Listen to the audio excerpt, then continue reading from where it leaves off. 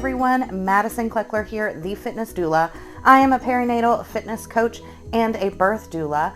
I have a special interest in pelvic floor, and today we're going to talk just about that.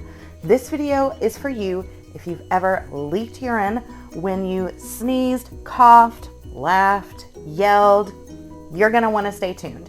I'm going to talk to you about why that happens and one little trick that you can use to keep your pants a little drier while you're sneezing. So here we go.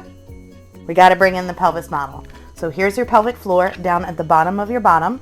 Here we go. But it doesn't act alone. A lot of the times when we're thinking about leaking, we're just thinking, I have to fix my pelvic floor.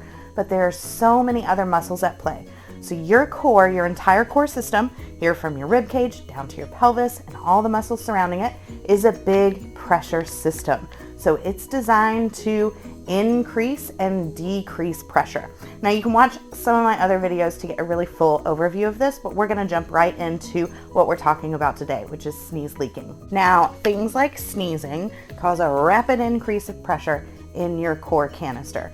Things like coughing, yelling, vomiting, these all do the same thing. So if you're wondering, why am I not leaking during daily life, but when I sneeze, why am I leaking then? It's because this is a rapid increase of pressure. There are also two ways that our continence is controlled. So think of this band as your urethra with your pelvic floor muscles surrounding it. Now, if you've got urine coming out that you don't have anywhere to release in the moment, your pelvic floor muscles will close the tube.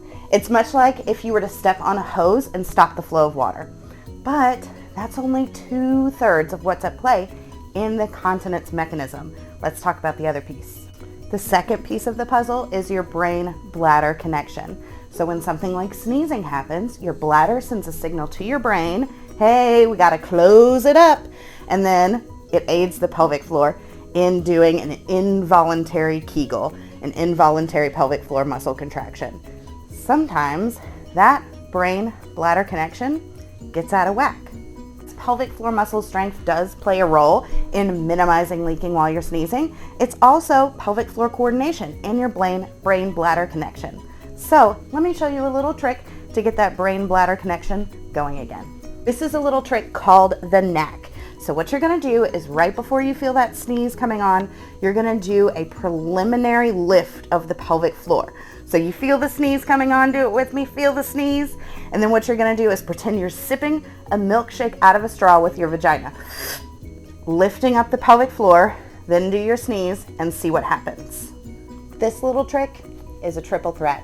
Not only does it work on pelvic floor strength and coordination, but it also gets that brain-bladder connection re-going again so that they can speak to each other easily, and it'll help you keep your pants drier. As always, make sure that you go get an assessment by a pelvic floor physical therapist if you have access to one. They can give you an individual assessment and treatment plan for your pelvic floor. And if you've been through the rehab, you're still experiencing prolapse symptoms, leaking, pain, and you need more individual guidance, I invite you to apply to my one-to-one coaching below. That's where I help pregnant and postpartum people reduce pain and symptoms and live their lives more freely. So try out the knack and let me know how it goes. Thanks for watching, friend. Make sure you subscribe for more tips and information, and I'll see you soon.